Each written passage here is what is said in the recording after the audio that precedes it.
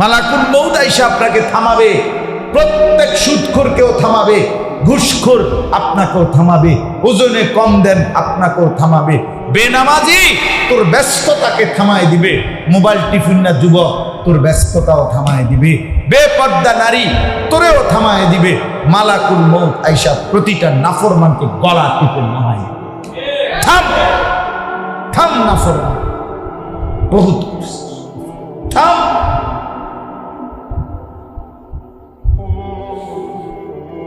কিন্তু সেদিন যদি আজরাইল থামায়,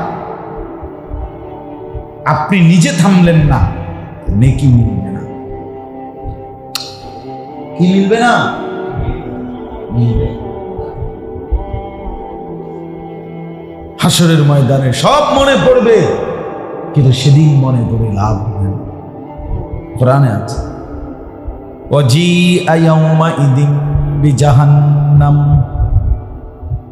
আল্লাহ বলেন হাসরের ময়দানে তোমাদের সকলের সামনে ফেরেশতারা জাহান্নামকে টেনে হাজির করবে।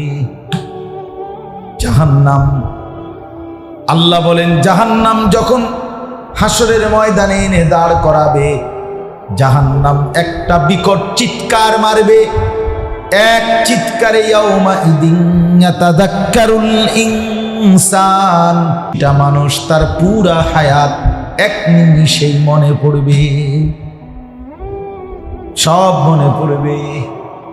ছোট্টবেলা, কিশোরবেলা, তরুণ বেলা, যুবক জীবন, বন্ধু, রাত দিন সব মনে পড়বে, সব।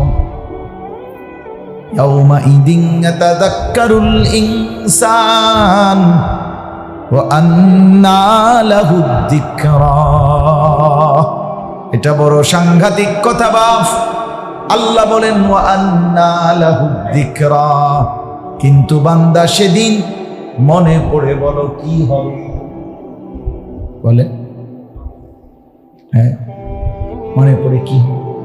আল্লাহ বলছে ওয়া আন্না লাহুদ যিকরা, বলো না বান্দা সেদিন মনে পড়ে কি হবে? কোথায় ফিরছো বান্দা, কোথায় ঘুরছো? আল্লাহ কোরআনে কতভাবে যে বলছে, এই বান্দা কেন ভুল করছো? দুনিয়া ভোগ করতেছো তো, আমি তো দুনিয়া তোমার ভোগ করার জন্যই দিছি, দুনিয়া ভোগ করার জন্যই তো দিছি। তোমার ছেলে মেয়ে, স্ত্রী, সন্তান, খাদ্য, খাবার তো এটি তো আমিই দিছি, তোমার লেগেই তো দিলাম। শুধু শুধু তুমি কি লেগেই কামড়া কামড়ি, কাড়াকাড়ি, এই টাকা কয়টার লাগা?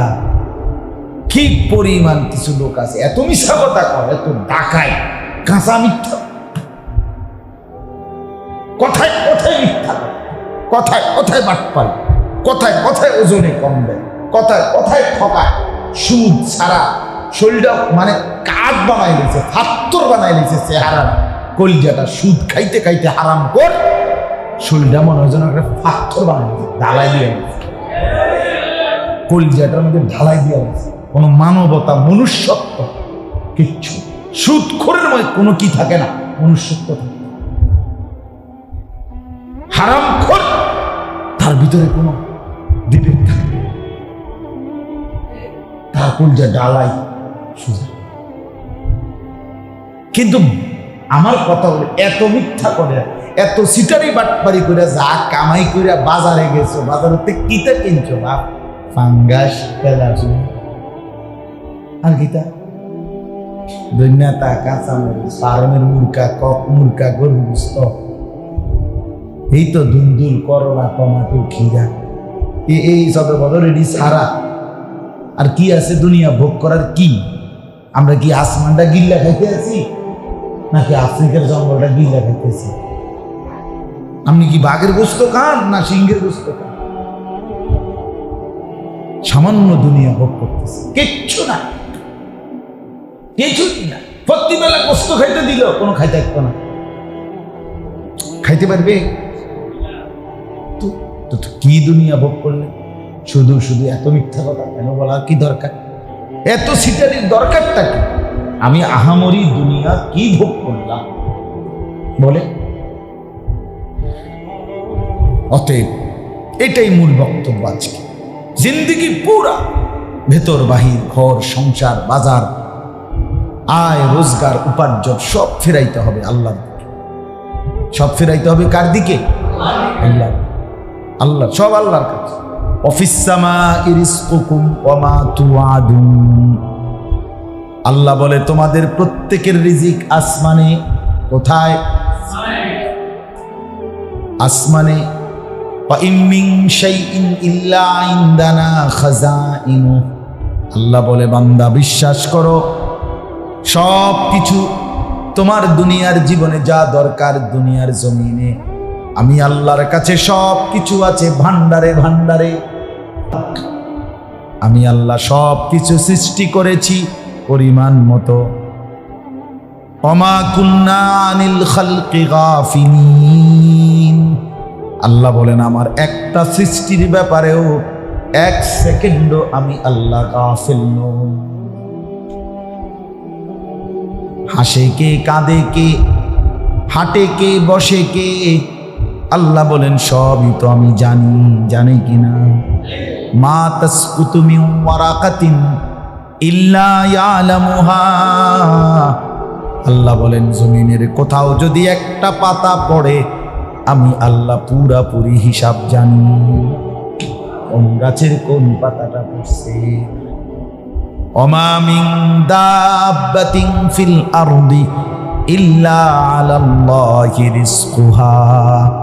আল্লাহ বলেন আমার জমিনে যা কিছু বিচরণ করছে প্রত্যেকের রিজিকের দায়িত্ব আমি নিজের উপরে নিজের কাঁধে তুলে নিলাম। ওয়া ইয়ালামু মুস্তাকাররাহা ওয়া মুস্তাউদাআহা। আমার কোন সৃষ্টি কখন কোথায় থাকবে, শেষ পর্যন্ত কোথায় মৃত্যুবরণ করবে আমি সবটা আগের থেকেই জানি।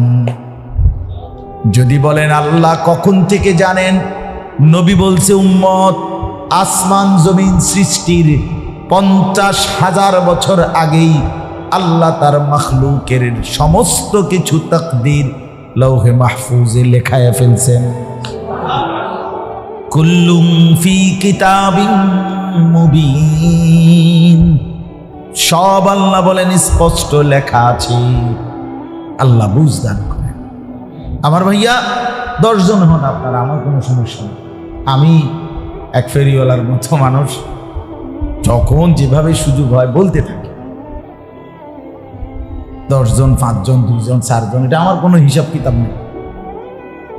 হ্যাঁ, গত খুব সম্ভব মঙ্গল বুধবার কোন দিন যেন এক জায়গায় মাগরিব পড়ছি একটা মাদ্রাসা। তো ওই মাদ্রাসার আমি 17-18 জন বাচ্চা হবে, সব কায়দা পড়ে, ছোট ছোট বাচ্চা, পিচি পিচি কায়দা পড়ে। আমি বললাম দেখো তুমি করে কুদ্রুপ বই এগরে কুদ্রুপ এখন এই কায়দা বাচ্চা আল্লাহর কথা বলতে থাকবে ভাইয়া, দিল থেকে বলা, মহব্বতে বলা, মানুষের পরিবর্তনের আশায় বলা। আল্লাহ আমাদের সবাইকে কবুল করে। এবার শেষ কথাগুলো তর্জমা বলি। আল্লাহ বলেন ফিতরাতাল্লাহিল্লাতী ফাতারান নাসা আলাইহা। এবার কথাটা শুনেন। আল্লাহ বলেন পুরা জিন্দেগি ফিরাইয়া রাখো কিসের দিকে? আল্লাহর দিকে, দ্বীনের দিকে, আল্লাহর হুকুমের দিকে। আল্লাহ বলেন প্রত্যেকটা মানুষকে আমি আল্লাহ তাআলাই দ্বীন মানার যোগ্যতা দিয়ে, ফিতরাত দিয়ে, ফিতরাত মানে দ্বীন মানার যোগ্যতা, আল্লাহকে মানার যোগ্যতা দিয়ে আল্লাহ বলেন আমি শরীরের ভেতর বাহির, ডান বাম, পরিবেশ, সমাজ, দেশ, জাতি, এলাকা, আমার পৃথিবী আমি এমনভাবে সাজাইছি বান্দা 24 ঘন্টা মৃত্যু পর্যন্ত আমার হুকুম মানতে পারবে এমন যোগ্যতা দিয়ে। এমন যোগ্য আমি তারে নামাজ পড়তে দিছি তো সেই পরিমাণ যোগ্যতা তার দেহে দিছি। আমি তারে যাকাত দিতে বলছি তো ওই পরিমাণ সম্পদ আগে আমি তারে দিছি, এই কারণে বলছি যাকাত। কথা বলেন না? আমি তারে কোরবানি করতে বলছি তো আগে তো তাকে কোরবানি করার মতো সক্ষম টাকা দিছি। যোগ্যতা আমি সৃষ্টিগতভাবেই বান্দার ভিতরে আমাকে মানার যোগ্যতা দিছি, সৃষ্টিগত যোগ্যতা এটা। ফিতরাতাল্লাহিল্লাতী ফাতারান নাসা আলাইহা। কেন আমাদের কনুই, কোমর, আপনি যদি হইতো বিষয়টা এমন, আল্লাহ আপনি আমার কইলেন রুকু করতাম, এখন আমার কোমরে ভাঙ্গে না, তা আমি কি দিয়ে রুকু করতাম? তাইলে না অযৌক্তিক হইতো। আপনি আমারে বললেন সেজদা করতাম, এখন আমার হাঁটুও ভাঙ্গে না, কনুইও ভাঙ্গে না, কোমরও ভাঙ্গে না, তো আমি নিচের দিকে কেমনে যাইতাম? কথা বোঝেন নাই আমার? তো নবীকে আপনি বলেন যে নবী আপনি আমারে কইলেন 33 বার সুবহানাল্লাহ, 33 বার আলহামদুলিল্লাহ, 34 বার আল্লাহু আকবার পড়তেন, তো এখন শুধু আগে এই আঙ্গুলটা ভুলে যান, 4টা আঙ্গুল দেখেন সোজা, তো মনে করেন এই 4টা আঙ্গুল আছে, এখন পড়তে বলছে, তো কেমনে পড়বেন 33? এই আঙ্গুল দিয়ে এই আঙ্গুলে কেমনে গুনবেন? এই আঙ্গুল দিয়ে এমনি গুনা যায়? তা আল্লাহ বলেন কইতো, তো এই জন্যই তো আমি একটা আঙ্গুল এদিকে ফিরাই দিছি, এবার গুণে দেখো, নাহলে এই আঙ্গুলটা হেদিকে ফিরেলাম কা? 4 আঙ্গুল সোজা রাখছি, তো এইটাকে হেদিকে, মানে এইটা বুঝেন না? এমনি বুড়া আঙ্গুল এটা হেদিকে ফিরাইছে কা? এটা সোজা রাখলে সমস্যা কি? আল্লাহ বলে তো তাহলে তাসবিহ পড়বে কেমনে?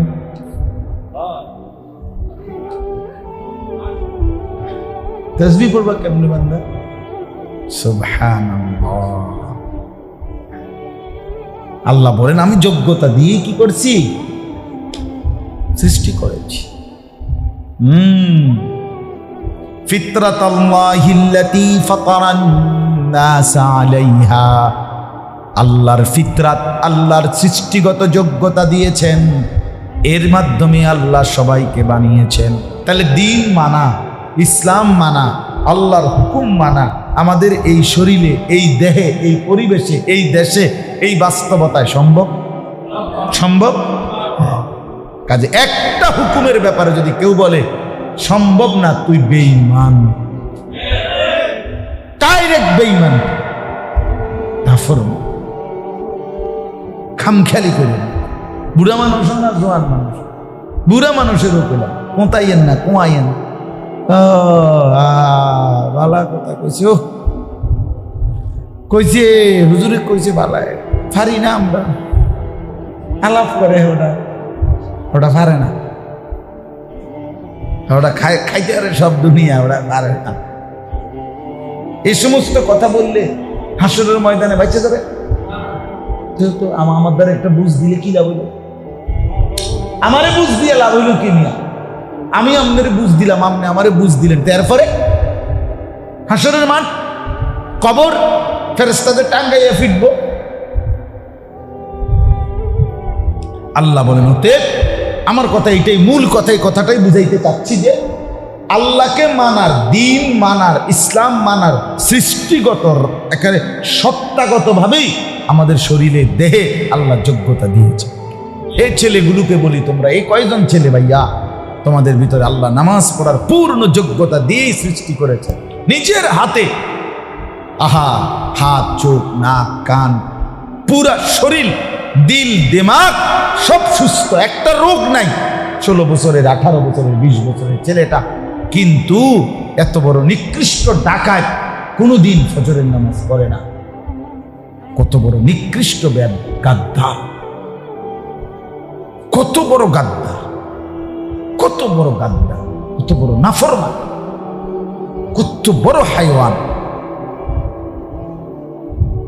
কি আশ্চর্য কথা! কি রে বেটা, কেন নামাজ পড়ছ? তোর কি কোনো শয়তানে কামড়াইছে? তোর ইবলিসে কামড়াইছে? তোর খোদা আল্লাহ কি তোর মাথা তুলে আসার দিছে? বেটা তো নামাজ পড়বি না কেন? পড়বি না গাদ্দার? একটা সেকেন্ড আল্লাহর ইচ্ছা ছাড়া হায়াতের কোনো বেঁচে থাকার নিশ্চয়তা আছে? কার লোকে তেরামি করো বেটা?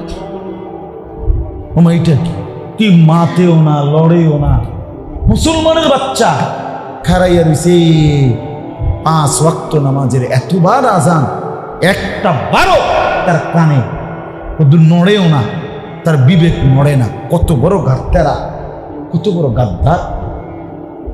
আল্লাহ বলছে ইন্নামাল মুমিনুনা আল্লাযীনা ইযা যুকিরাল্লাহু ওয়াজিলাত কুলুবুহুম।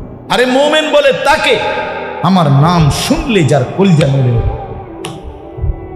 আজান কার নাম দেয়? আজান দেওয়ার সময় প্রথম কার নাম বলে? আল্লাহু আকবার। আল্লাহ নড়ে উঠার কথা। তোমরা নামাজ পড়ো, তোমরা নামাজ পড়ো। যুবক ভাইয়া আপনারা নামাজ পড়ো। বাপ মা যদি খবর নাও নেয় তবুও নিজেরে বরবাদ করে।